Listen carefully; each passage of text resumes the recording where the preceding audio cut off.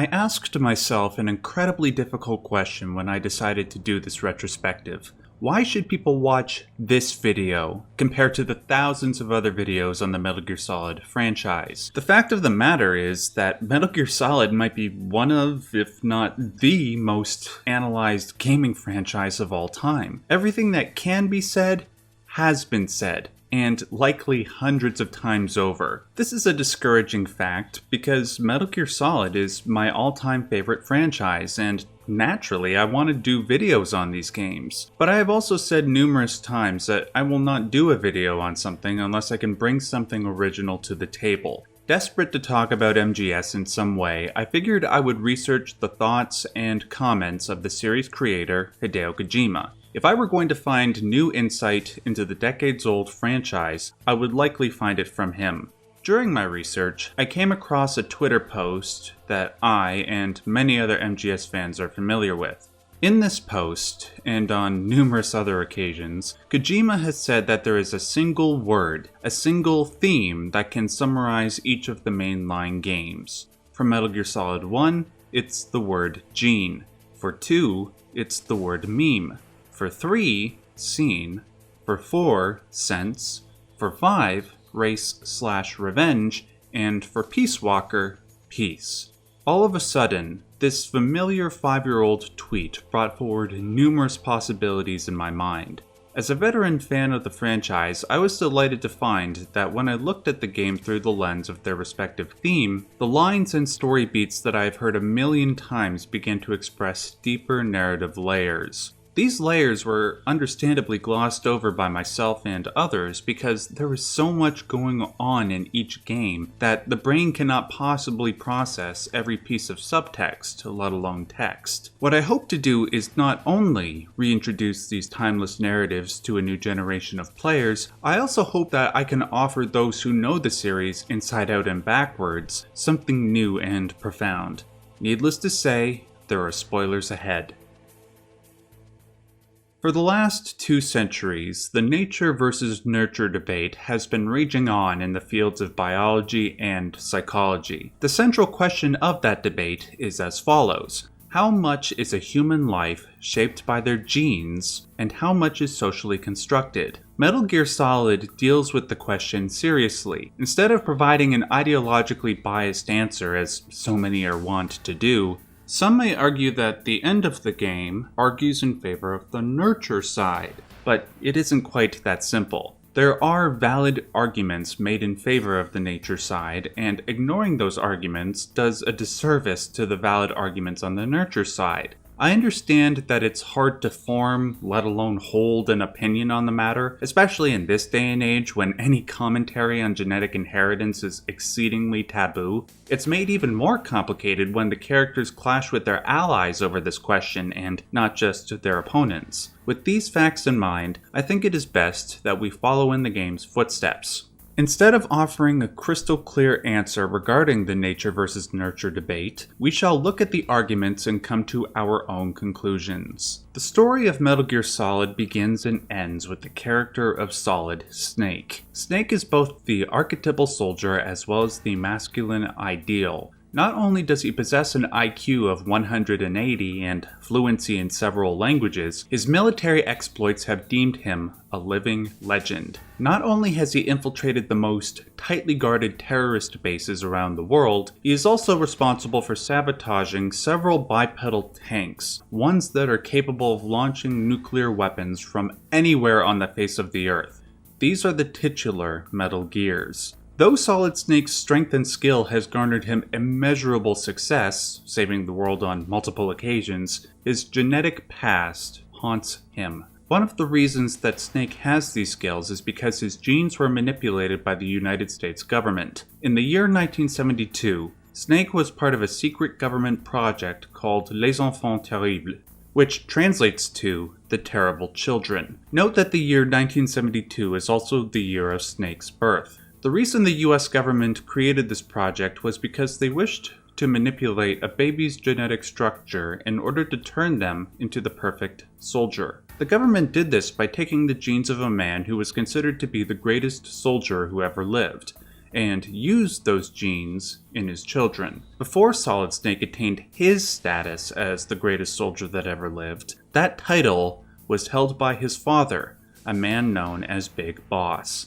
Snake did not have a choice in the matter. He was doomed to be a soldier even before he was born. Naturally, there were existential ramifications from this. On the one hand, Snake was able to develop a positive identity for himself because of his genetic disposition. He even admits this fact when he says that the only time he feels alive is when he is on the battlefield. However, Snake's conscience tends to conflict with his warrior instincts. He doesn't know if he should live purely by instinct and embrace the role he was given before his birth, or if he should throw this role away on moral principle, losing his positive identity in the process. The conflict between Snake's conscience and his instinct will be the focal point for this video. While we don't see this inner struggle too much from Snake himself, we do see his inner struggle reflected in the game's heroes and villains, most of whom are dealing with their own genetic pasts. Before we go into all of that, here is some of the game's backstory.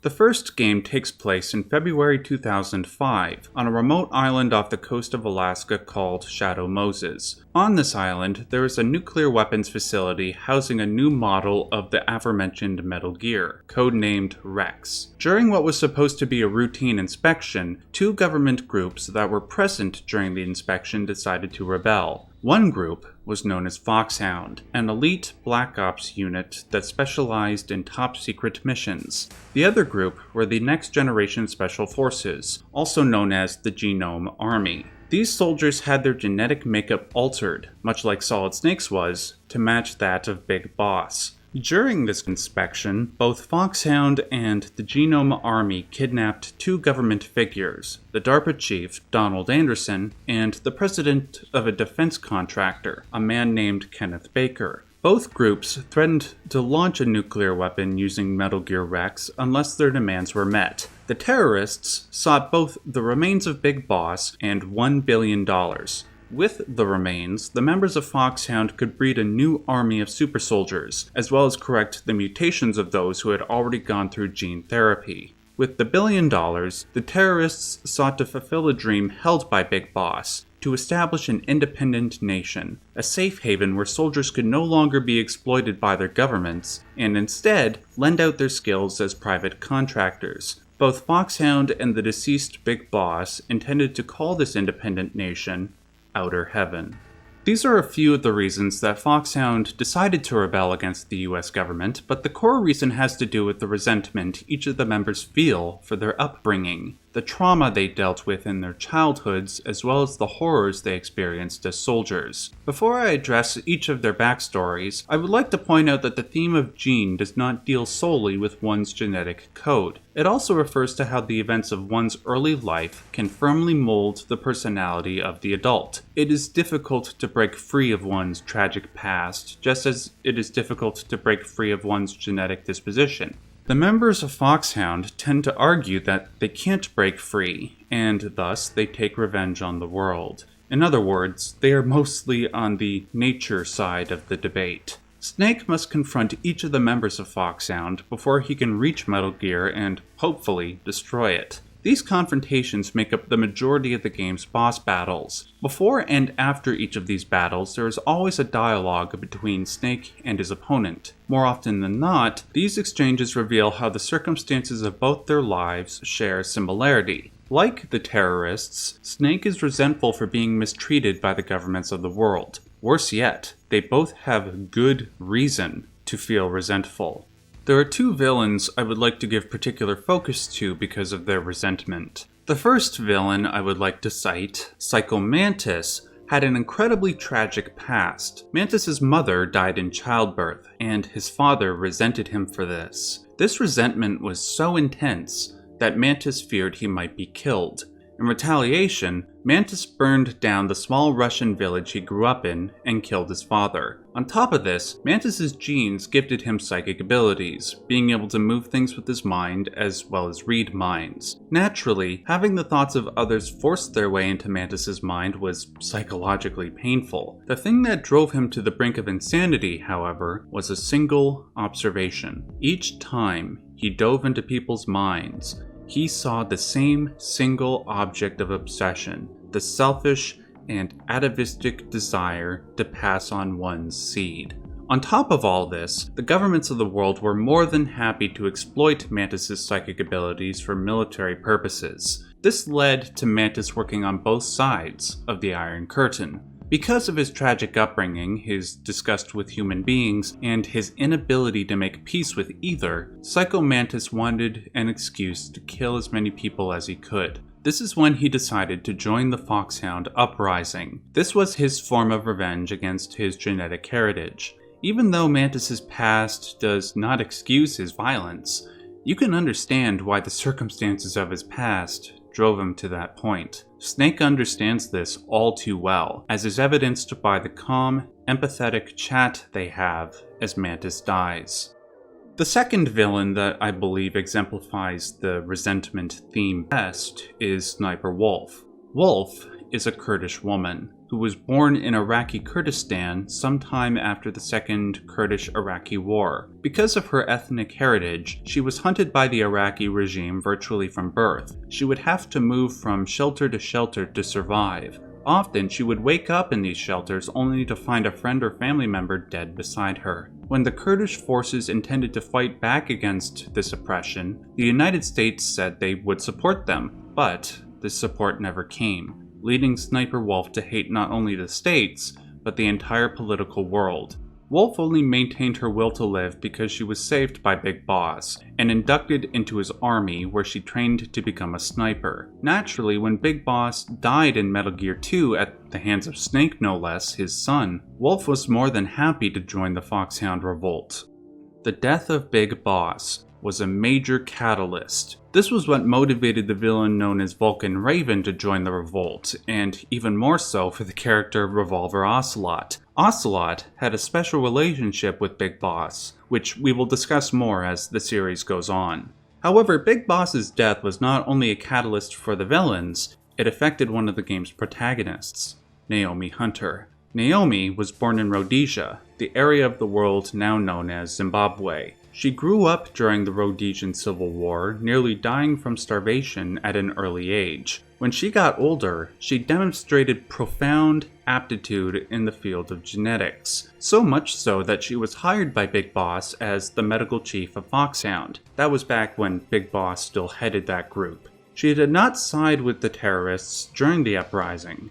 She chose to help the US government, but she did so with an ulterior motive. Because the government was sending Snake, the man who killed Naomi's benefactor, to kill the terrorists, Naomi saw this as an opportunity to enact her revenge. This revenge came in the form of a retrovirus known as FOXDIE. FOXDIE was developed to cause specific people to have a cardiac arrest based on their DNA and the nanomachines inside their body. Solid Snake became the carrier for this virus, so that it could come into contact with the terrorists and kill them. What we see with all of these characters are a set of tragic formative circumstances. The resentment that came along with these circumstances was so built into the lives of Naomi and the terrorists that it might as well have been encoded into their genetic material. The worst part is that it's hard not to empathize with all of these characters on some level. Like the terrorists and Naomi, Snake was exploited by his government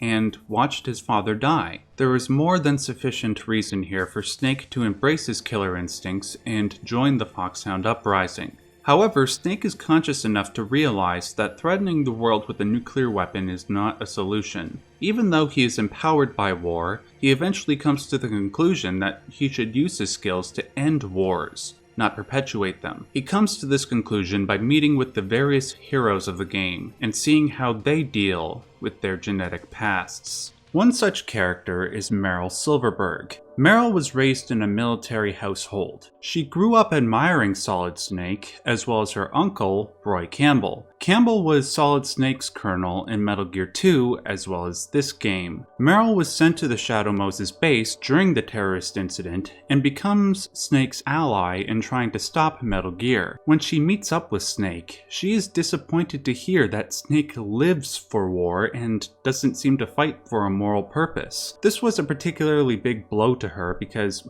like I said, she grew up idolizing the man. To see that his morality and instincts might be no different from an animal was obviously depressing.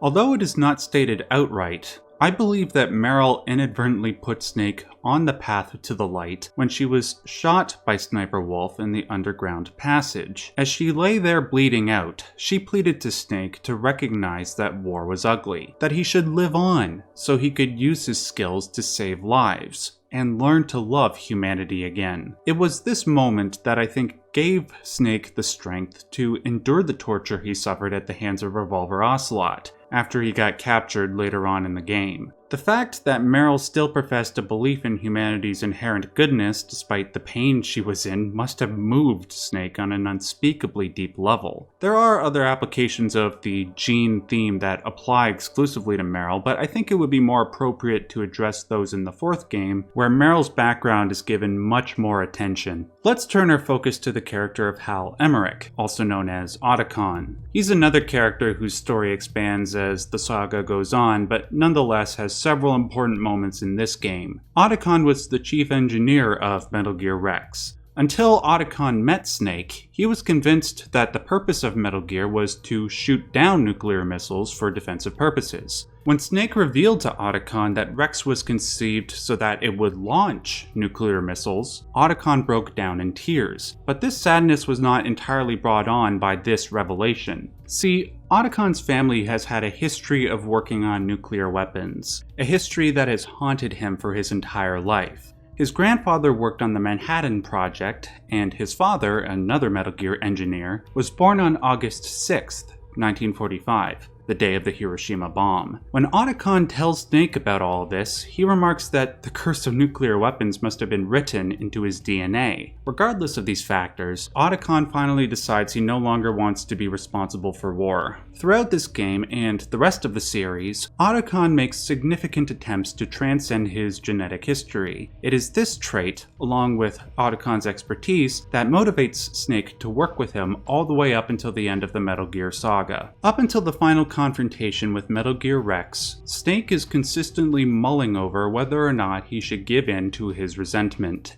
The actions of both Otacon and Meryl pull him towards the belief that he can create his own destiny and is not bound to his genetic fate. However, the terrorists argue that the tragedies they have suffered have become so intertwined with their identity that they cannot break free. Snake faces his ultimate challenge when he confronts the leader of FOXHOUND, a man named Liquid Snake. Liquid possesses many strong arguments in favor of the nature argument. He, like Solid Snake, was a part of the Les Enfants Terribles project. In case some of you newcomers couldn't have guessed, both Liquid and Solid Snake are brothers. Both of them are virtually the same on the genetic level, with one important exception. One of the twins was given what the scientific community would call dominant genes, and the other was given recessive genes. This was done in order to make Big Boss's successor a superior soldier. Liquid was led to believe that he was given the recessive genes so that his brother could live a more successful life as a soldier. This obviously led to much resentment.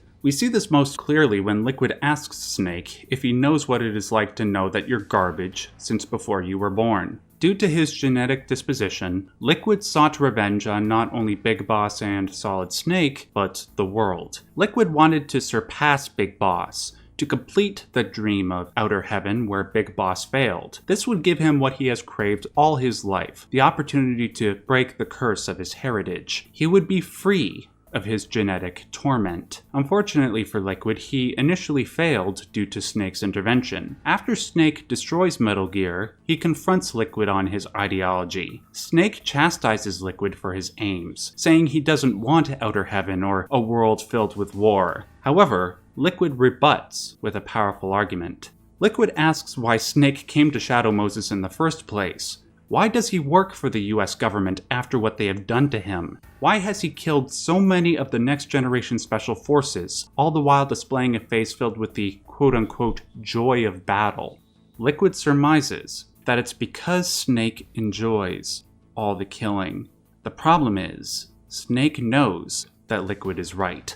Though Snake violently protests, Liquid calmly tries to convince him that it's okay. After all, both of them were genetically built to be killers. If Snake had this conversation with Liquid earlier in the game, he might have sided with the terrorists. Matters are made worse because Snake's internal genetic struggle is reflected externally, poetically personified in Liquid Snake. Liquid literally has the same face as Snake, and he embodies all the negative traits that Snake wishes to suppress. In other words, Snake is confronting his internal and external shadow at the same time. This must have seemed like a nightmare come to life for Snake, one that was impossible to overcome. But thankfully, Snake possessed the will and strength to fight against Liquid's ideology. Though this strength was aided by the efforts of both Otacon and Meryl, there is one character that I have still yet to address. One that firmly puts Snake on the path to the light. Gray Fox, also known as Frank Yeager, also known as the Cyborg Ninja, appears many times throughout the game up until this point, and shares many links to the previously mentioned characters. Gray Fox was Solid Snake's best friend since the beginning of the series. He was the only soldier in the world who possessed abilities on par with that of Snake. In fact, Gray Fox was responsible for teaching Snake many of the rules of the trade. This friendship was strengthened when Snake rescued Gray Fox after he was captured in Metal Gear 1. Surprisingly, Gray Fox decided to side with Big Boss in Metal Gear 2, citing that he could only find purpose in battle and found that purpose best by working for Big Boss. Like Big Boss, Gray Fox was not concerned with political ideology. He was concerned with using his skill for those who would pay top dollar for it. This is why he nonchalantly changed sides. Snake didn't even seem to have a problem with Gray Fox changing sides. Up until Snake supposedly killed Gray Fox in Metal Gear 2, fighting with him hand-to-hand in a minefield, they had maintained their friendship. They were just fighting for opposite sides, both trying to find meaning in battle. Having said all that, the act of killing his best friend devastated Snake. But there was one other person who was even more devastated by Gray Fox's death: Naomi Hunter. Naomi was Gray Fox's adopted sister. On top of Snake killing Big Boss, a man who gave Naomi her purpose, he also killed her brother. Obviously, this was more than sufficient reason for Naomi to want Snake to die. Even Snake doesn't blame her for wanting him dead. However, as Naomi watches Snake develop morally throughout the game, she begins to realize that she misjudged his character. She saw that he regretted having to kill Gray Fox, and how much it tormented him to kill his father as well. When Naomi expressed guilt over her attempts at revenge, Snake noticed this. He saw how somebody could overcome their tragic past and embrace a life not bound by genetic heritage. However, this wasn't what ultimately made Snake decide to firmly oppose the terrorists. Rather, it was the words of Gray Fox at the end of the game. During the climactic battle against Metal Gear Rex, Gray Fox intervenes and fights on Snake's side. Unfortunately, Rex gets the better of Fox and places him under Rex's foot. Before Rex stamps the life out of Fox, he utters these words to Snake. Snake, we're not tools of the government or anyone else. Fighting was the only thing I was good at. But at least I always fought for what I believed in. With these words, and with Fox's sacrifice, Snake finally understood what he must do. He could embrace the skills gifted to him via his genes, but also choose to use them for a cause he believed in. Snake found a way to reconcile his nature by creating and nurturing his own future. With this ethic, Snake managed to defeat Liquid, save the world, and rescue Meryl. The story of Snake's heroism at Shadow Moses made him a legend, a meme that captured the world's attention. The after effects of this meme brought forward many positive effects in the political world, but they also set up more sinister conflicts, ones that were worse than anything that transpired in MGS1. These conflicts will be the centerpiece of Metal Gear Solid 2. Thank you all for watching. Please hit that like button if you love Metal Gear Solid as much as I do, and or if you liked the video, of course. Also, if you want to see more awesome Metal Gear Solid content, please click any of the videos you see on screen now. I think they will help pre-existing Metal Gear fans to deepen their love for the franchise, and also help newcomers to learn more about this amazing series.